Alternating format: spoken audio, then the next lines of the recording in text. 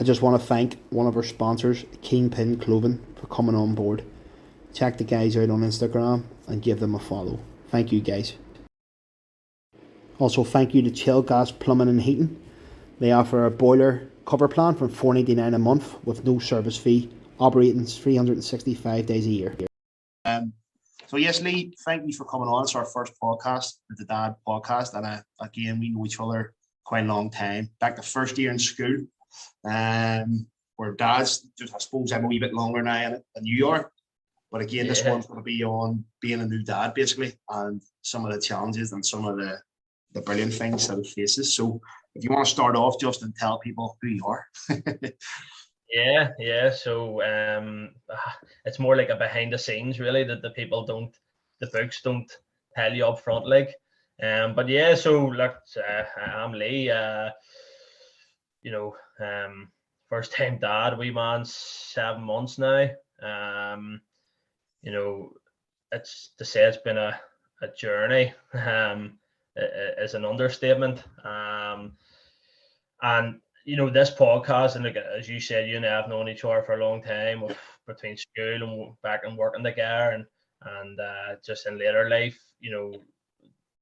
When you had said to me about doing this, I was like, what an opportunity, because like nothing like this ever existed when we were younger. I know you had touched on like the mind your Bob stuff, and that's excellent. It's things like that these days now are becoming more and more frequent to talk about, whereas back in our day it was a taboo subject. You just men didn't talk about it, and nor did they talk about definitely being a dad. It was all very, I'm a dad, and yeah, it's great, and I'll tell you how brilliant my child is. He's only 3, but he can drive a car and make himself dinner and take himself out for dinner, and Makes his bed, not brilliant.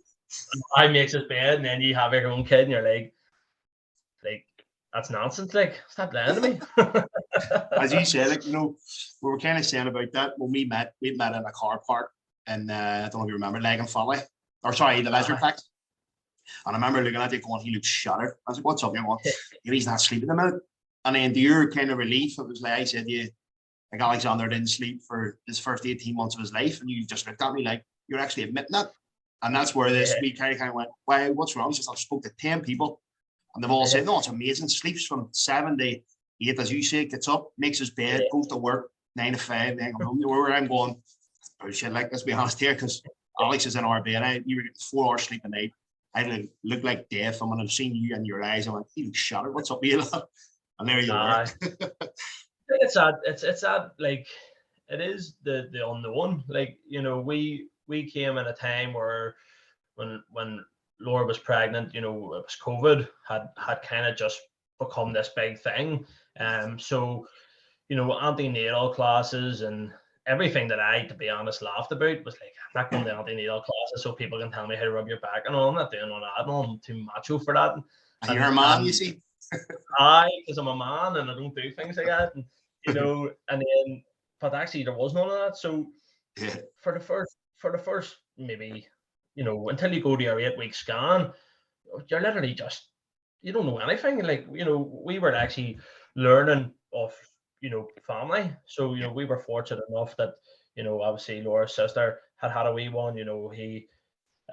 He's coming up to 4 now, and they were able to kind of go, well, look, this is what we did, and this is how we did things. You might want to think about getting this or getting that. Nah, like what's a prep machine? What? Like, what does that even mean?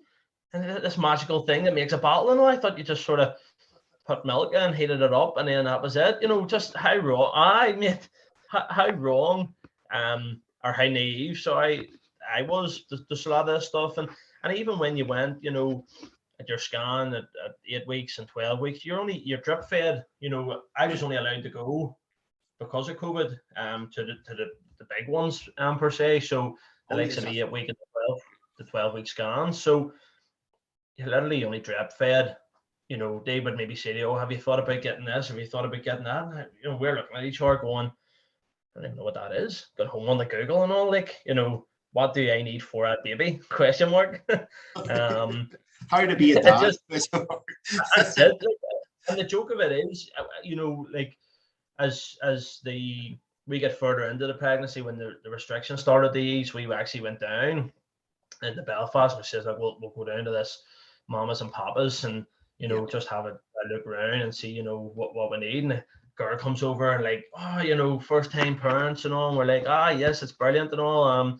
I said, but like, have you got like a checklist or something that I should have here? And she started laughing. Laura was like, I can't believe you just said that. And I'm like, no idea. And she was like, believe it or not, we do. And the girl comes rocking out with a checklist. And she had all this stuff on it. And Lamborghini pram with spinning wheels and all. I was everything started at £1,000. Like, Yeah, like, oh, you need all that. fantastic. But listen, as I said, it's just one of them.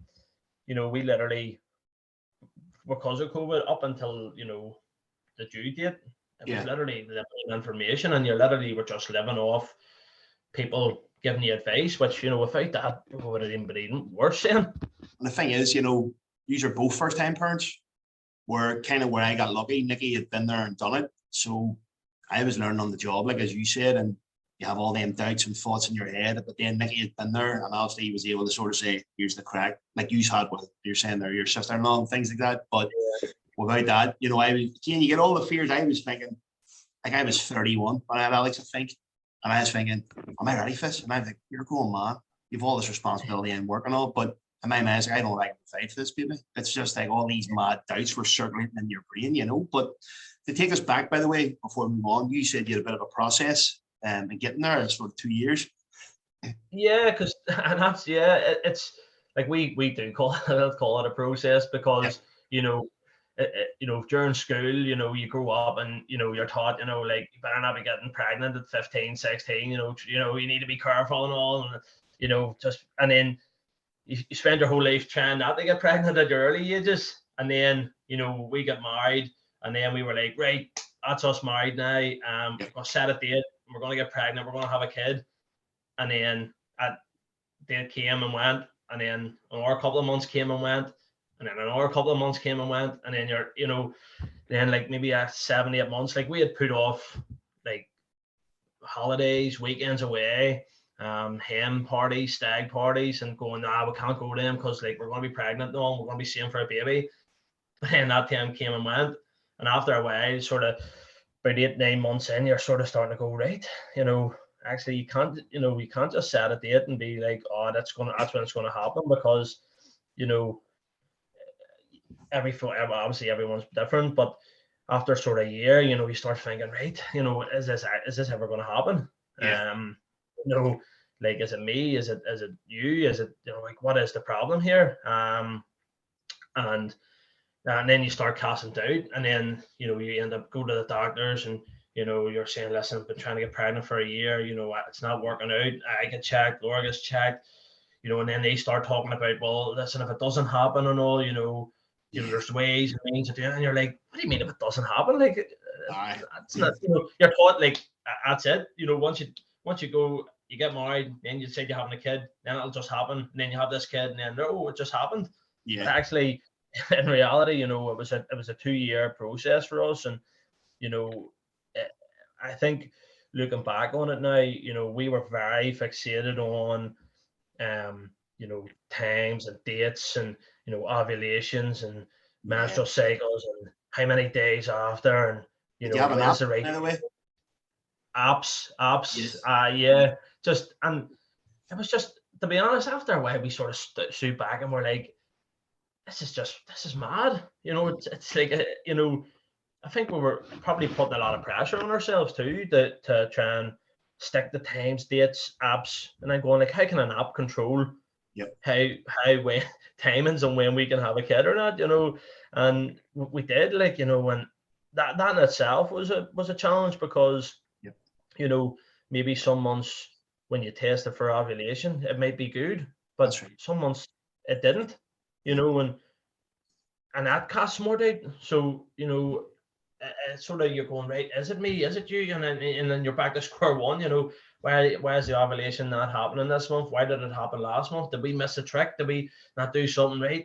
And then you speak to people, and you go back to that old thing where you speak to maybe people in work, and they're like, oh no, we just I just one night it just happened, and then we had a kid 9 months later, and you're like, hi, Yeah, mate, it's Hi. so true. I was telling you as well, like me and Nikki had a couple of miscarriages on the lead up. And I remember the first time she came into the room, she actually recorded me when we had the first time, and it turned out it was like a chemical pregnancy or something they called it. So anyway, we got the test, everything was pregnant, and you're thinking, fantastic, we've been trying. And then I can't remember what happened. She had a small bleed or something, went down, got a scan, and literally there was nothing there. And we were actually got it because it was technically a small miscarriage. And again, it was a false pregnancy. But the second time, it was a bit more heavier now. She basically, I was meant to go and play a football match on Friday night. And I think she'd rang me at like, I was meant to be leaving at 5 or something. She'd rang me at 4 and was like, I think you're going to have to come up. We're going to go to the hospital. I was like, why? So I've been bleeding. Yeah. So we went, and obviously we were told then that, there was no baby there. That one was very hard to stomach, like, because I was like, we're going again. And the doubts, as you said, creeped in. Nikki was saying, obviously, she started apologizing to me. I was like, it's not your fault. It's just unfortunately the way it is. And again, it was hard for us to take. But the more I spoke to some of my friends, they've had a few, and it's quite normal. That apparently it's a process leading up to what it is. But yeah, that was quite tough. I can only imagine, frankly enough, that didn't happen to us, but, I can only imagine what that would be like, and I'd be lying if I said, even when we did get pregnant, albeit it took the 2 years, Yeah. that doubt, you're always thinking, like, really, until that baby's out, you're never, and you don't want to say it out loud, but you're always thinking, like, Jesus, it is common, it's only when you talk to other people, I have friends who have had 2 and 3 miscarriages, and you're thinking, like, it is no, like a common thing, but not maybe talked about, maybe amongst men anyway, because maybe, they don't want to talk about it or whatever, but it definitely, that would just, to me, would add on another stressor. And it did, it'd be lying as I say, if it didn't, for the full 20, 29, 30 weeks going, at any point here, just come, if we get over this hurdle, you're one step closer, get over this hurdle, you're one step closer over this hurdle, and you're in the safe zone then, as they call it, at 20 weeks. But until the baby's out, it can be tough, it can be tough on the mind. Like, you gotta just go with the punches, but at the same time, you can't help but worry at times, 100%. We were the same. Like, we got the first scan, and because of the previous experience we had, we were like, this is going to be bad. Like, that was your first thought. And then bang, there's a wee baby, and you're going, wow. And then I don't know about you, but we got to the stage where they were offered us the sex of the baby, and I was like, yeah, I want to know. Because in my wee mind, I always had it in my mind I would have a boy for some reason. And so I kind of wanted to know him. I wanted to prepare and get everything ready and buy a load of wee Liverpool stuff. But so then when we got told we're having a boy, obviously, it was over the moon. And Nikki's obviously she's got a lad called Jack now, so 2 boys, and she's just like, yeah, there'll be no girls ever. But again, that was just a brilliant experience to find out you're gonna have a mini me, like, Yeah, like we were the same, we'd very much, again, people are very split. Some people like to leave it, some people like to know. We were very much set on, we're going to find out. For that reason, the same, we can prepare it, even just for clothes and painting the rooms and building flat pack furniture, which did you scramble up the instructions like a proper man, or did you? No, like, not only I started reading them, and then I lost the rag, and then they just got cast aside. And then when I put the wardrobe together and the door was back to front, I had to go back looking for instructions in the bin and all. And mate, luckily I had Nikki to make all that. I'm terrible with my hands, mate. And Nikki will probably, if you're watching that first, probably going, he didn't build it, but I'm going to say that it didn't. She done all the building. I'm terrible, mate. So like a proper man, I didn't hear it. So I didn't have a clue what I was doing. Brilliant. But tell me this, mate. So the birth, then, what do you think about the birth? The whole experience. What, like, you're basically you're going to go to the hospital and things like that. What way was it with COVID actually?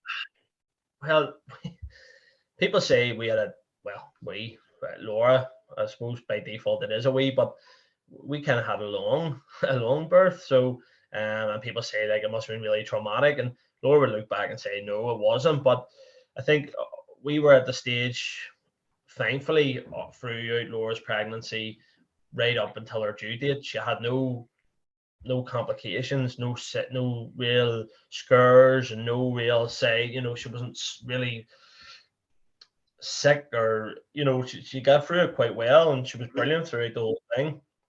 And then we had sort of got Laura's her water, so she had went over her due date, and all this stuff that we didn't know about, but they kind of say, right, well, you've got, once you go over your due date, you've got a certain amount of days, for waters to break, and then when the waters break, you can only have sort of, I think it was 24, 48 hours because of infection and everything else. So we had planned to go to the Lagan Valley the whole time.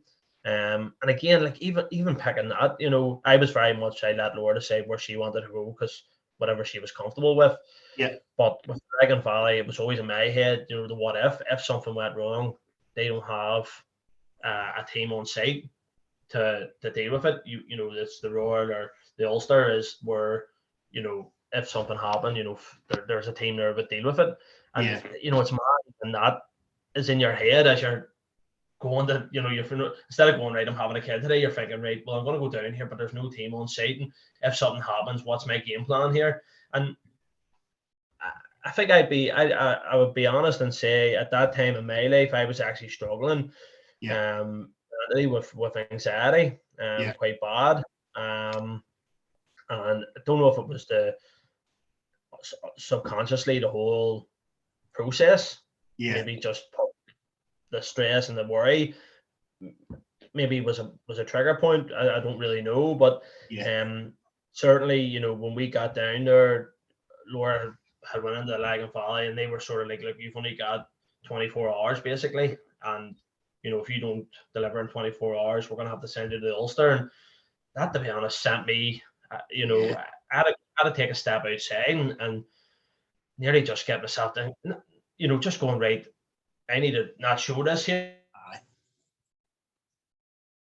that I'm panicking, but inside I'm panicking. And you never told her that, but it's kind of like, right, well, if this isn't 24 hours, right, we need to get down to the Ulster. And I'm asking, like, how do we do that? Does she go down in an ambulance? Do I drive her? And they're like, oh no, you have to take her. And I was like, right, nobody told me about this. And the 24 hours came, and then they came and says, look, you're going to have to go to the Ulster. We've rang them. But, thankfully at this point, she wasn't in any pain. The labour hadn't really kicked in too hard. Yeah. But then as soon as we got into the car, it just changed. She was just sore, she'd been getting it tight. And then I had to drive her down to the Ulster. And, you're trying to drive and trying to make sure she's all right. We had to get down, had to stop down at the airport, just to get her together, make sure she was all right. And like, even that, it was a remember all that, can you? Oh, totally. And then getting down to the Ulster, never been there before, so I didn't even know. I actually missed the entrance, and it's a one-way circuit, so I had to drive the whole way around again. And then she was like, just stop, gal. And she got out and she was like, I'm away. And I was like, right, I'll go and park the car. Right, what do you need, Noel? And so I just stopped the car in the middle of the road in the one-way circuit. We're lifting bags out. She just took her bag, took her folder, and away she went across into the reception. And I was like, right. Are you watching this? What do you do now? Just abandon the car? What do I do here? And then, like, I'm like, right, so follow the one-way circuit round. And then there's like car park A, B, C. And then it didn't say, well, I didn't see that C. A and B had a queue, of course. So, I'm freaking out, going mental, trying to get into this car park. Looked at car park C, nobody there. In the car park C, of course, it's disabled car parking only. And I'm like, right, oh, Jesus. And then back out, around the one-way circuit. Mate, freaking out. And even that itself was a disaster. Finally gets the car parked, last car parking space, runs up into the unit, and then she's in the ward, and they're like, basically, I think if I remember rightly, she wasn't on the ward, she was in there like the holding bay where there was only 6 of them. Yeah. And then I got there and they were like, basically, look, she's not ready yet to go down. Plus we have a full house here. So we went from a private room in Lagan Valley, TV, lunch made, bath, shower, all the luxuries, your own personal midwife, to basically in an open unit, in a waiting area. And we were like, this is mad, how in a matter of hours we went from one extreme to the other. And then they basically said, look, you're going to be here all night, but you can't stay because of COVID was still in play with restrictions. They were like, you have to go home. And I was like, what? Yeah, mate, Like, that's not good. like, just leave her here. And then they were like, yeah, you can't have people on the ward, so you're going to have to come back tomorrow. So, and I had to basically run over to the shop, make sure she had everything she needed, and then basically leave, come home, and then just sit in the house and be like, what I do Wow. now, waiting for the thing. Sure how that You know, would and feel. it's mad, and then you're going like, what if I drive home and then the kids start, because they all start at us, a good hour, good hour, give traffic and whatnot, you're never making it back down, Yeah. in that time. So, but they're almost like, look, I can't guarantee anything, but, look, it doesn't look imminent. So that was grand. And then I get home, I think I got home about 11 o'clock at night. Wrecked. I think I just got home, just mentally, just exhausted, because you don't realize the pressure, all the adrenaline, everything. I just got home and fell asleep. Actually, fell asleep fully clothed, and then Sitting up phone early. went. But I remember my phone going off at 4:30 in the morning, and it was Laura, and I was like up, and then she was like, right, I'm being moved, and I'm like, right, I'll be down in 10 minutes, and then I was like, and I just I was in my room, and I was like, I don't even know what to do here. Like, do I get a shower to have breakfast? Is this quick? Is it not quick?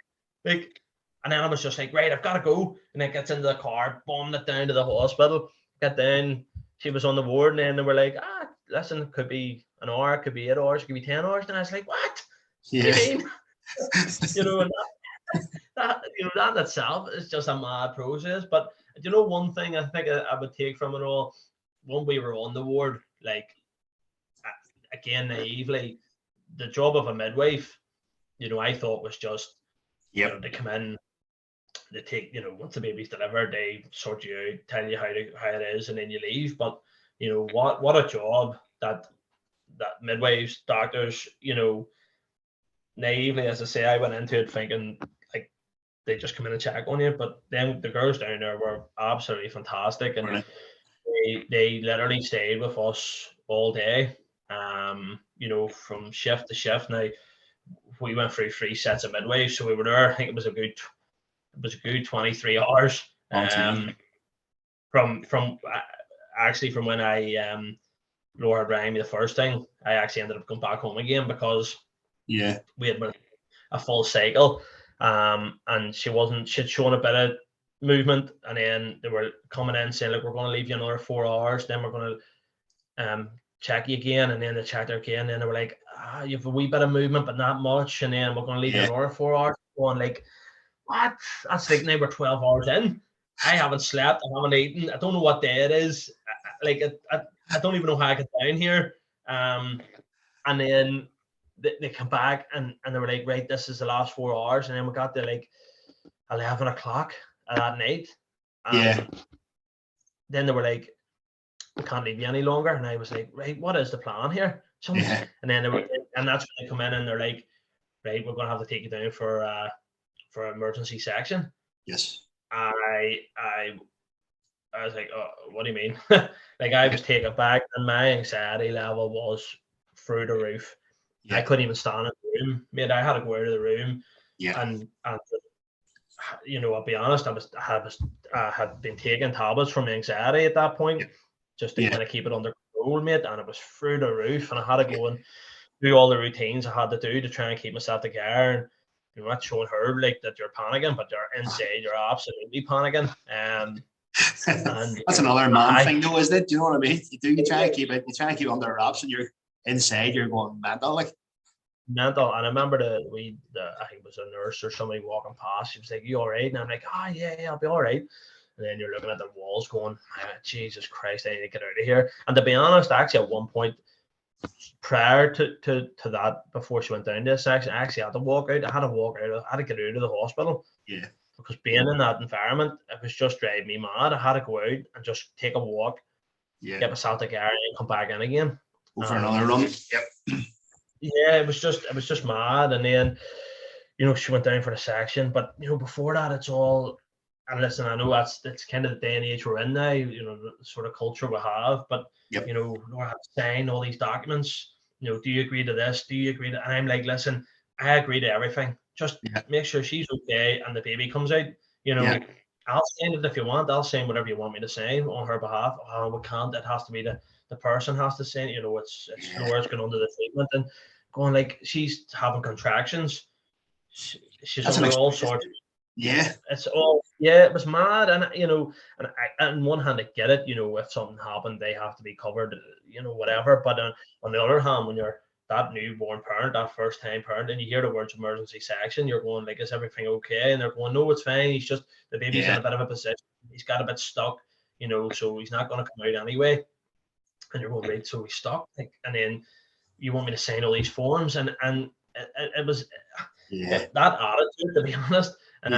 So she's signing forms and she's looking at me like not even realizing really what she's kind of doing. She's just going, I'm just going, fine, look, I understand that, just you saying it, we'll get this sorted. And and then she was wheeled away, and then I'm just left in this room with the gown and the hat on. And your she's thoughts? Like, we'll come and mate, and she's like, we'll come and get you when we're ready. Yeah. And I was just standing there, and I just remember looking out the window and just being like, walking up and down the room, and it felt like hours. And it probably was only 15-20 minutes. Yeah. But after everything, we literally, her waters broke on Sunday, and now we were into Wednesday. I didn't even know what day it was at one point, and you're just going like, what is happening here? But once you're brought in, and again you walk into this theater and you're like, Jesus Christ, what's going on here? But like I have to say, being in the theater, like how relaxed everybody was. There was no rush. Like everybody was, and it was actually, the guy who's the surgeon, he had the radio on. Like the guy had the radio on, and he's talking like as if like, I'm just heading up Port Rush at the weekend here, and he's like midway he's actually delivering the baby here, and it actually gave an air of calmness. Because if they're panicking, and that's when you panic in it. Where if they're like, as you said, they're chilling out and they're cracking on. Your man's like he's working away, and when he shoots silence, everybody's silent, and then when he started talking, everybody could start talking. It was just mad, and I'm Cool FM's playing, and I'm going, this guy's got the radio on, he's delivering my kid here, and like. Can you remember the song? Any song that was played at all? Can you? Ellie Goulding, How Long Will I Love You? Unreal, never forget it. We actually have the words of it in a frame printed. That's amazing. Unreal, and like, but then obviously then he's delivered, and everything just goes away then, and you're like, wow, it's just a feeling that you'll never, as you just don't. It's just on an hour. Everything just stopped then. All the panic, the worry, the stress. Doesn't even matter. You've been up for like a day and a half. Yes. It all just changes. It was just mad, and then we got we get weighed and sorted out and all that, and he's standing on the scales and me going, full birthday suit on, not a care in the world, like that just take off they get the extra pound off on the scales, But no, talking about that, Nicky, what do you call it? Talking about my experience of that, right? We were at a wedding the day before, all kids' wedding. One of my oldest friends, and I was like, I can't go. And I was going, well, I think we're over 2 bed there. He goes, but there's no movement. If anything happens, I'll ring you and you come home. I was like, right, no problem. So I met up with all the kids, basically all the Stevie kid, Brian kid, Remy, guys I grew up with, and I wasn't meant to be drinking, and I out of nowhere had a pint. I was just literally, we just got on it then. I ended up going home, I went home early, I went home at 10. And then I just remember nothing, Nicky had no like signs or anything. We were staying at our mum's just in case, to be sure. Her mum lives in North Belfast. We had to go to the meter. So I woke up, I think at 4 in the morning, and I was roasting in the spammer. Again, I had a few drinks, so a wee bit tender, and I remember going, where's Nicky? So I was texting her, where are you? She goes, I'm downstairs. I can't remember if she said her waters are broke, but basically saying I've got some signs here, so I'm going, right. She says, but go back to sleep. I'll wake you up if anything happens. Next thing, I think it was 6:30 for a door. Right, we'll to get ready now. So I'll be honest with you, mate, I don't remember the journey to the hospital at all. I just was so out, like going, what is happening here? But we got in, I think, the hospital about 8 o'clock, maybe 9, and Alex came out, I think, just before 6 o'clock. But then sort of 9 hours, and for me, Nicky had a water birth. So as you were Right. saying, the midwives were in, the mater was brilliant, like a lovely wee suite and stuff like that, nice and relaxed. But Yeah. Alex came out in his sack. So I Right. always remember this, but it made me laugh because when he came out then, he like went into the water and the woman says, "Get your baby," because she had to fish him out of the water, basically. And he's in his sack. And Nicky was Wow. conscious, sack open. And I just remember I was sitting on the edge of the thing with my head, my hands, like, what is happening here? And I just remember seeing him for the first time. And I say this all the time, like, you think you love somebody, and then you see that baby for the first time, you're just going, wow, I love this wee thing more than anything. And then he cries. And it's just a beautiful experience, isn't it? It is, it's class. And we had that bit where after Laura was being seen to, obviously after having the section, then it was just, I was sitting out with him, and it was just me and him, and we were just sitting there, and they're like, what, this is mad, like 20 minutes ago, like that's none of this was happening, and now you're sitting here and this kid's yours, and that's, and he's just laying there, and you're like, this is nuts. Like, how did this all happen? The whole 9 months or 10 months nearly had just all disappeared. And it's funny, the surgeon, the guy who was doing the surgery, man, he came out and he had to say he looked no more than about 20. Yeah. But he just came out and he literally just takes the gown off, sits down, checks his phone, and he's like, I think I'll get a bite to eat here. And I'm like, this guy's just cool, like, cool customer. And he comes over like, how is everything? And you're like, oh yeah, great. And he just disappears. And then I'm sort of forgetting, that's probably the 8th or 9th one of them he's done that day. Yeah. You just, I don't know, it just opened my eyes to the whole process. But even like, we were in, because of the section, Laura had to stay in, I think it was 2 days. Yeah. 2 and a bit days because of the time he was born, because it was early hours in the morning. But so I had to go home again because of COVID. So like, I was only there for, I think I was there for about an hour. And then the midwife came and says, look, you're gonna have to go now. So I had to leave Laura and the child there, go home.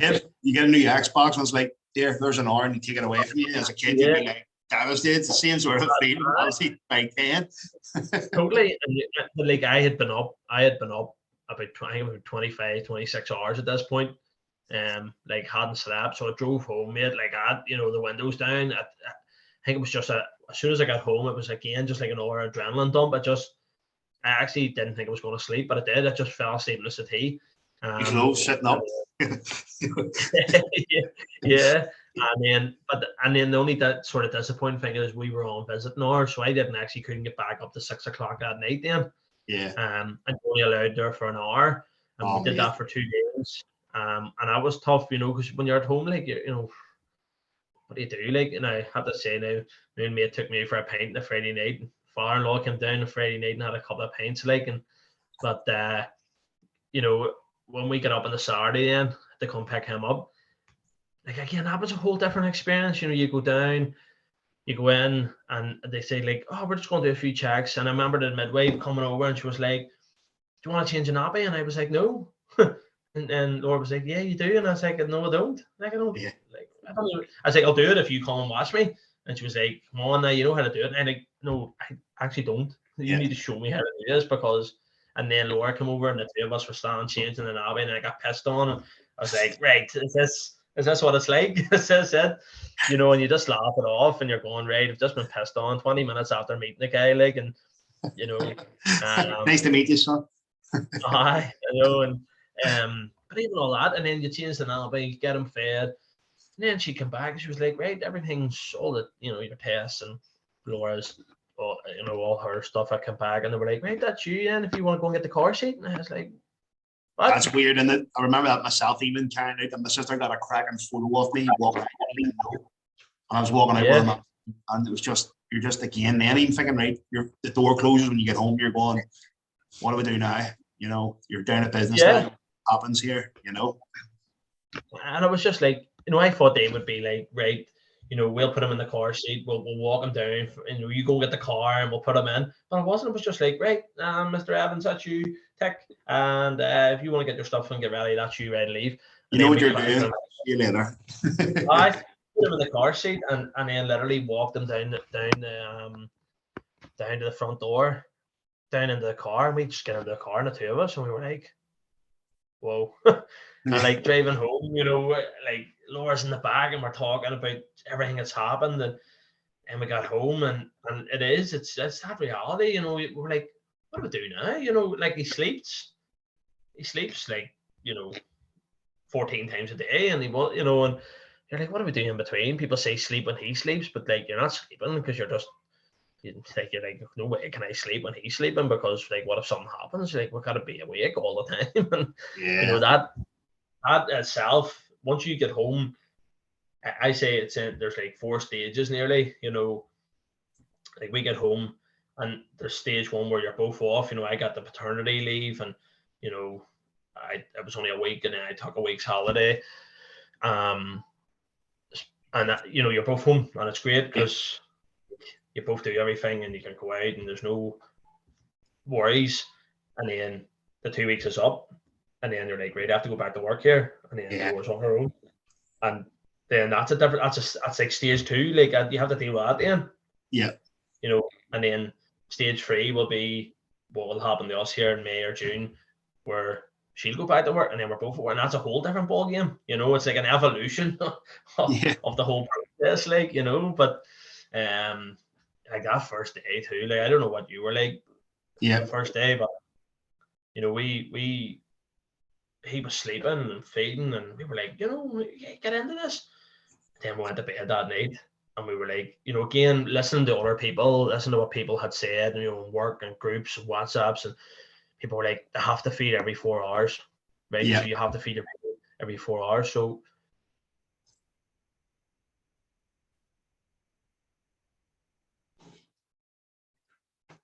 we got into bed and set an alarm. We woke him up, and then he was squealing. We were like, oh, Jesus. Then you feed him, and then he went back to sleep, and then set an alarm for 4 hours again. And then we were both absolutely bollocks. And like, but we actually had snapped through the alarm by like 10 minutes. And we got up, we were like, oh, Jesus Christ, we're the worst parents in the world. Like, we can't even do this right. We can't even get up after 4 hours and all. Like, looking at each other, like, like, we're going to get sacked as parents and all. And you want to hang body. Don't admit it. And then that's it. And like, he was sleeping. And then the next day, the midwife came, and they were like, how are you? And I was just like, I was like, I haven't slept. I've slept like 3 hours in the whole night. And then we were like, you know, we were waking him up every 4 hours so he can get his feed and all. And he was crying a lot. And she just looked at us and was like, you woke up a sleeping baby? And we were like, yeah, we had to feed him. And then she was like, why would you ever wake up a sleeping baby? And we were like, that actually makes a lot of sense. Why would we do that? And she was like, if he's sleeping, just let him sleep. When he's hungry, he'll wake up. He will let you know. But if he's sleeping, then don't be waking him up. We were like, right, that actually makes a lot of sense. And then we tried that, and you know, naturally, you know, we got a bit more sleep, like, but you know, not much, because as you well know, the first load of weeks anyway can be. Remember the second or third night, it was every 2 hours we were up, just tag teaming. And you know, that's another thing. You know, I don't know. You know, what I will say is fair play to anybody who does it alone. Like, 100%. It's an unforgiving process. You know, we needed to have 2 people, and thankfully we had my mother-in-law who was off for 2 weeks, and my mum. You know, like, you know, Laura's mum was coming down. She was coming around every day and letting us even just sleep for an hour or two during the day, because without that, I don't know how we would have got by, to be honest. And with my ones coming down and helping out bits and pieces, anybody that does it alone, absolutely, you know, I tip my hat to anybody, like, because it is a tough process. Like I think I was telling you, you know, we came home. We had Alex on the Tuesday. So we did. So we were home. We stayed over, came home on Wednesday. I think he slept Wednesday night, like, pretty well.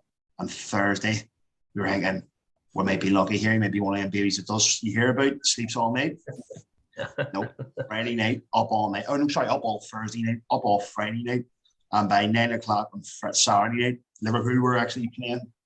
So I put this kit on him, and it's about 9 sizes too big for him. You know, the baby kit doesn't fit him properly. I don't know if they had the size or something, whatever it was anyway. But anyway, so that was all it was. And then next thing, 9 o'clock came, and I was like out of it. And Nikki breastfed, so I couldn't help out. I felt a bit helpless that, you know, I couldn't help her. So I would have stayed up with her to keep her right, make sure, as you say, she was sleeping things. I came with Alex, but anyway, sorry, I said there, can I go to sleep for a couple of hours here because I'm bingo, and you know, wake me up at 12 and I'll come down and watch you sleep then and so on. Then she came through the door, and I remember going, what time is it? She's like, it's 6 a.m. And I slept for 9 hours, mate, didn't wake up once. And I was like, did you have me sleep for so long? So there's no point in waking you. I was like, oh my life, well, like women are just, for me, I mean, different gravy, like all my life. Totally. You know, and we were talking about that, you know, me and you were talking about that, like you were left alone with a little lad, weren't you, for a period of time when the missus went away. Yeah. So Laura, before we got pregnant and before COVID, Laura had it was her 30th birthday. So her mum and her sister had surprised to take her away to Dubai, and then COVID happened, and they had to put it back, and they put it back till the August of the following year, and then in that time Laura got pregnant, and then the wee man was I don't even know, for 2 months, and then, like, you know, in first she was like, I don't know if I can go and leave him. And I'm like, of course you can, you know, like it's only 5 days, you know, it was your birthday present, it's not like you planned it, you know. She had the mum guilt, I think, you know. And I was like, look, just go, like, I'll be all right and all. In the back of my head, I'm going, holy fuck, 5 days here on my own. And she went, you know, and like like I just remember, and that's when I had seen you, you know. Was that time, was it? Aye, that's when it was. I didn't know that, mate. Aye, and you know, and like I had to say, like, whilst it was tough, now obviously my mum came down, like, and I had went up to her house and, you know, dropped them off for an hour or two just to allow me to go to the gym or try and just do stuff I needed to do even around the house, you know. But it was tight, you know. When you're constantly entertaining, feeding, changing, bathing, getting them ready, getting into routine, getting them down for sleep, getting the balls, clean the house. When you're on your own, and then at that point, we didn't know it, but he had just started teething, I think. Maybe he had an absolute meltdown.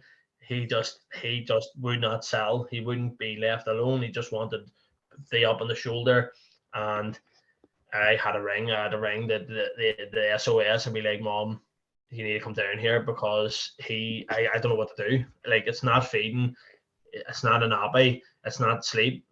I don't know what's the fourth option. Like, they're the only 3 options you get is eat, sleep, or change a nappy. And then she was like, right, well, I'll come down and take him, and you can just, you know, do whatever you need to do. Just give yourself an hour, just because you just, you know, if you don't know what's happening and he's crying and you're on your own, and you go into meltdown mode. Well, I did anyway. I went into meltdown mode, like, because I just didn't know what to do. And like, Laura was away, you know, and she's on different time zones too. And like, what could she do? Nothing anyway, because we didn't know really what was wrong. And you know, like, no, totally. But and then he had at that point had been sleeping maybe 3 hours at night, get down for 3 hours. So I was up, you know, where normally we had tried to do like night about. So on one night I would just get up, take the hip and do all the feeds, and because we sort of did both. Laura mainly breastfed probably 80% of the time, but whenever it was my night, because I was always conscious, wanted to try and give her a break. And when it was sort of my night, then we tried him on the bottle. So we sort of got lucky in that way. It was kind of like a hybrid sort of thing. But we did that night about, and it worked. But whenever Laura was away, I did all 5 nights. And it was tight, you know. In the mornings, you were just bollocks, like completely bollocks. Just, and that's when I had seen you, and I was like, mate, what is this all about? Having a kid, like, what has happened here? Sleeps all night, mate. So he does. Sleeps all night. What are you on about? Hold me in the car park and just tell me it's going to be okay. Man, like you're talking about that trip. That was, did you say night 2 or something? Is when you had like not your break, you had like a break moment where you're like, I can't do this. This is hard. Yeah. It's just the constant. It's and the crying is pitched. It's Yeah. in your ear, and you're like, I'm trying to. Is it a bottle? I'll try and make a bottle. One child in one arm, bottle in the other, and he's squealing. The dog's under your legs. You're trying to move the dog out of the way, and you're going, I haven't slept. I've only slept about 2 hours here. I'm gonna have a meltdown. And that's why we had it. You have to. If there's two of you, you have to. They have to work together, like, and Yeah. that's why people who do it alone, unbelievable, Okay. fair play, because it's not an easy job, no matter what anybody says. These people tell you your kids are great and they sleep for fucking 2 days on end and all, and they feed themselves and bath themselves. It's lies, like. It is. Well, maybe 1 out of 10, I'm thinking you're right, but that's where we're talking. Again, like you say, me admit that to you is kind of like a breath of fresh air, and that's where I went. Why don't, man, just admit that, because at the end of the day, it is hard. It's amazing. Like, as you said, it's the best thing that ever happens to you, but there comes with some difficulties, and especially if you're new to it, it's not like, you can get on with. But no, I remember, I think I was saying to you about, the first time I've left on my Alex was December. Like, Leslie again, mother guilt, didn't want to go. But I think it was like our birthday. It wasn't our birthday weekend, it was our birthday present from our friends. They went to Dublin. She loved Dublin. On the Friday night, I knew I had on the Friday night. On the Saturday night, at my Christmas dinner with the lads, the football team. So I went Friday night, right? I was G'd up for it. I'm ready for this. If I don't sleep all night, I'll be fine. So I'll get on with it. 6 o'clock, mate, not a wink of sleep. And I was like, just drowsy. I think it was my sister Leanne, was the key, and she was the kind of, my family were very cautious, obviously, because they knew he might struggle tonight. Because it's hard. So I got a message from my sister at 7. I kind of had like a mini breakdown. I had to go out of the room. Robbie Butler actually told me this advice. He says, if you feel yourself getting frustrated, leave the room and basically say out loud. And I said, well, you not sleep or something? I'll come off with. I just couldn't. I was like, why are you not sleeping? I mean, my sister called me. How are you getting on? I was like, I feel with this. I've struggled. So going on, I'm frustrated. I don't know what to do. And so luckily then my sister came down about 9:30 and got him. And I rang my mum and I said, she was taking my mum, saying my mum, like, I feel that. And I was crying to her, like saying, like, what was that about? She told me a story when I was a kid, and she had it's like 7 in the morning on a Sunday or something. My mum's brilliant, like, and she went, I looked out, everyone's sleeping. She went, it's just my life, that's just what I'm doing the rest of my life. And my mother's amazing, like, and just to hear that, her admitting a little bit of weakness, and my mum, how great she is with even with my little lad, our other 2 grandkids, and the way she was with us, that gave me a wee bit, calmed me down a little bit. But the fact of it is, I had one night that Nicky had multiple nights, and again, it's different. And again, when it came to the second occasion of me being left alone, I was very nervous, but I was very aware you might get a wink of sleep tonight. So I knew then that, and weirdly, Alex just said, what, I'll sleep for you all night. I'll just sleep all night and we'll have a great, and I woke up there, times is he all right? It's 7 in the morning. Like, he's still sleeping. Just like the unexpected. So again, it's just a trial and error, and as time went on, it's been brilliant. But no, I mean, again, our wee lad now, he's 2.5, like, and he's flying. He's massive, and he's just a character, mate. That you see so many different personalities, and I'm now getting all my memories and my Instagram stories are coming through now. So every day I'm getting seeing him as this wee alien baby, and then now he's a fruity fledged toddler who wants to be Hulk and Spider-Man every day and fight me and play football. And it's just like, this is class. You're starting to get fun now. yeah, that's it. Like, in a way, you don't want to wish that the years away and get to that stage, but at the same time, you can't wait for it. The first sports day or something, when you're the dad at the end, the teacher's going, listen, you need to calm down. All it's, kids are only participating. You're going, Alex, I'm gonna get in here and gotta be number 1 and all. Come on, son. We look forward to all that. And like, even now, like we've said, there's 7, nearly 8 months have just like flew by. I look at photos from day 2 and 3, and you're like, it seems like a distant memory, but you're like, did that even happen? Did that period in life happen? Like, it just, and you go through them stages, like I said, to going back to work. We're at that stage now where, like, we're looking at Laura's going back to work, I am on work full time. What do we do now? Childcare, what's our options? And again, we're lucky in that, Laura's sister and her partner, they've been through it, and they kind of advise us, well, this is what we did, so why don't you try that and see if it works, and they're a couple of years ahead of us. They're going into the school stages, so we're kind of just nearly piggybacking off them and just learning, But even things like, on New Year's Day there, we put him into his own room for the first time. We took down the next to me and put him into the room, and even that's a change. You go from having the wee man in with you, you can hear him, you can see him, you everything, and next thing he's in his own room in a bigger bed, and he's got the camera on, and you're just watching him through the camera, like, is he all right? Is he all right? Is he all right? Is he all right? And then that's the whole check on mine. Is it too warm? Is it too cold? Like, will he be all right? Does he miss us? Like, do you think he'd want to be shouting here? Do you think he'd sleep all night? And like, even that was like, we actually laughed because that weekend of him being in his own room was like the newborn stage all over again. Every couple of hours we were waking him up, checking the camera to make sure he was all right. You kind of like wake out and you go, that's the first 8 days. Let's see your lids straight away. Oh, he's all right. And then you breathe again.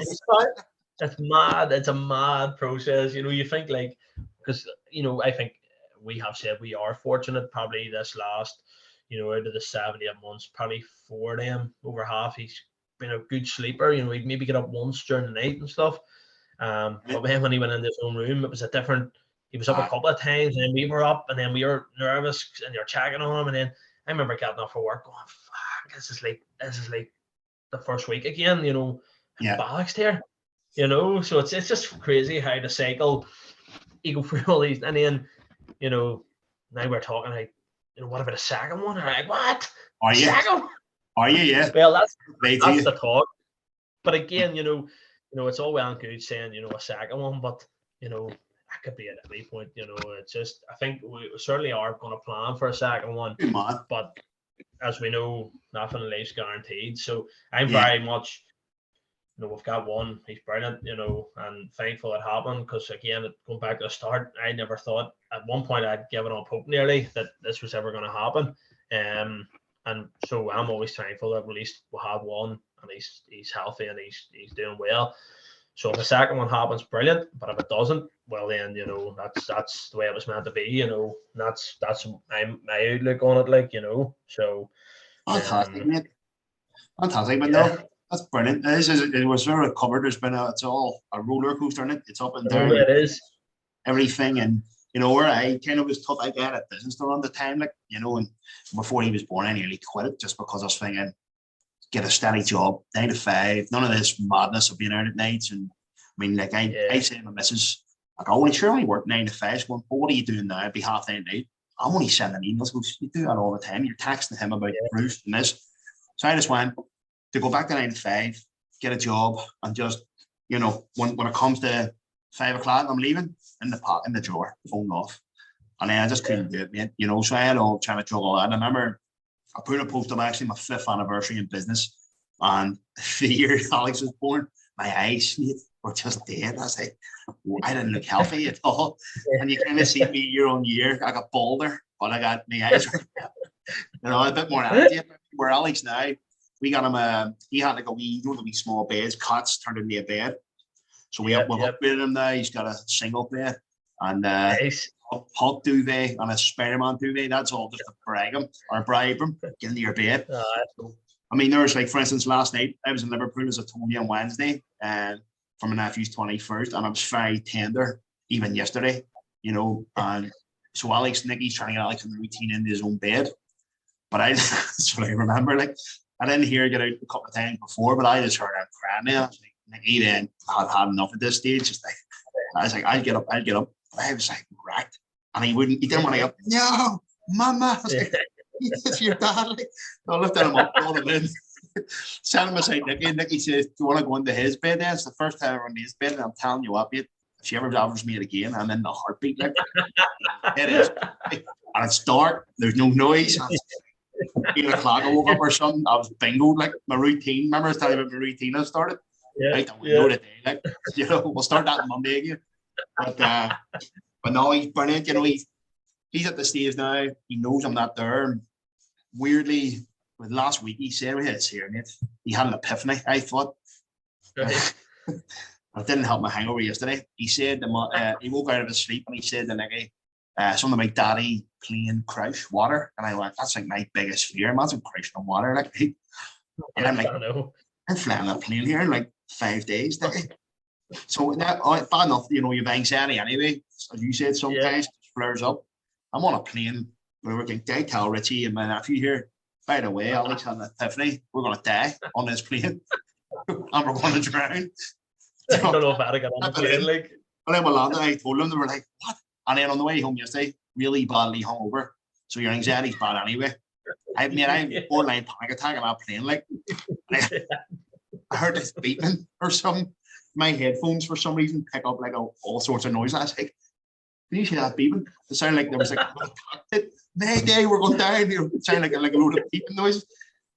Can you hear that? No. I'm like, oh shit! Just my breathing just fell. My marine calmed down. I was like, "Are we near land yet?" Oh, freaking out, mate! And then as we landed, I was like, "You know, we didn't die, thankfully." But the baby, no, I'm missing. And I came home yesterday and I went straight upstairs. They weren't home, and as he came home, he was straight up. He's over kissing me, waving, and he's conscious I'm not there. And then this morning again, I was in his bed, and he thought this was the best thing ever, and he was straight in. And we're getting there real stage now, real funny stage. But you know, the first 18 months was hard, and again, a learning curve. But now, you know, I don't think we'll have any more. We've got Jack there, who's 11. We've got obviously, we've got Alex, and I think guys just like I'm happy that like it's good. And that's it, you know. It's you know, gone are the days of like this whole how you have to have you know two kids, you know, family of four, and Like you know, 25. like, I, you know, it's a real stigma. Like, you know, it had to be, you know, mom, dad, two kids, but like I think we've moved on from them days, you know, where it's, you know, some people may have no kids, some people have one, you know. It's really, I certainly have noticed, you know, probably from like our parent generation, where it was, you know, family of four was like that you had to do that nearly. And I'll tell you one other thing I really learned about it, this process too, probably before we wrap up, is just a lot of people maybe don't think about it, but we had a lot of people when we got married. Right, when's it happening? When's it happening? When's this kid? Where's this kid? You know, and we were like, fucking only you knew, like, you know, fucking I'm trying here, you know, like stop asking me about it. You know, you know, your parents had loved that, they can't wait to be grandparents, or you know, and I'm like, mate, I know, like, stop reminding me, you know, and like, and I remember a good friend of ours, Jared, saying like, you don't know what people are going, what's happening behind the scenes. People just assume, and they ask you, well, when am I getting another one? You know, or maybe even in your set, you know, when are you getting another one? When's the next one coming along? You're like, mate, back off, like, you know, it's such a personal thing. And I actually had it in work one day. You know, obviously in the job that I do, but I had a customer complaining, and you know, and his first thing he said to me was, "Have you got kids?" Yeah. And I was like, you know, my response to that was, do you always ask a random stranger that you don't know a personal question like that? And I could sort of see in his eyes, he was like, "Oh mate, I've fucked up here." Like, you know, it's like, you don't know me, like, you're asking me a question like that. You know, you don't know my background, you don't know my circumstances, and you're asking me questions like that.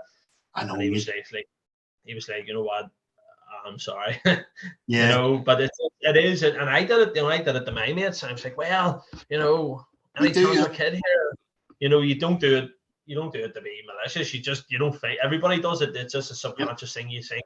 You know, you see people get married, or you've been together a long time. They're like, not about time you had a wee kid, no, and they're like, you know, fucking buy one or something, because I can't get one any other way. Like, you know, it's mad, and that's the only thing I would say is, you know, I definitely learned from that. You know, when remember George said to me, like, you know, it's not like we're not trying. You know, people don't understand how hard it is, and it's not until then I went through it. I was like, fuck, you know, he was right. Like, you know, it's not, you can't just set a date. Yeah, so true. Like we were kind of, again, obviously the two miscarriages. The third one, you're panicking, going, okay. And I say this, people might think I'm mental saying this, but for us, when the second miscarriage happened, devastated. But then, obviously, when Alex was born, I'm kind of going, right, that's must be the way of the world, letting me know that I got Alex and all that. That sounds mental probably, but for me, I'm glad that happened in a way, because I might have had the wee boy that I have now, and he's class, and you know, he's perfect, but I don't know, you know, what way it would have worked out. But obviously, I've got Alex, and that's where I'm thankful that for a time lucky, you know, and he's amazing. Totally, and I'm the same. You know, as I've said, like, you know, it took us all that Yeah. length of time. You know, so what will be will be. If it happens, brilliant, and if it doesn't, well, then that's just the way it was meant to be, and that's the way I look at it. You know, as well. Yeah, fantastic, mate. Listen, thank you for coming on and being my first guest. Really appreciate it. Again, I kind of knew we'd do something pretty good, and hopefully, somebody watching can take something from it, mate. So, thank you very Yeah. much. All right, mate. No bother. Hopefully, we get some people listening to it, and they can, as you say, take something away from it. We'll go Mate. from there. Mate, top man. Speak to you soon. All right. No bother, buddy. Cheers. Cheers. Bye bye.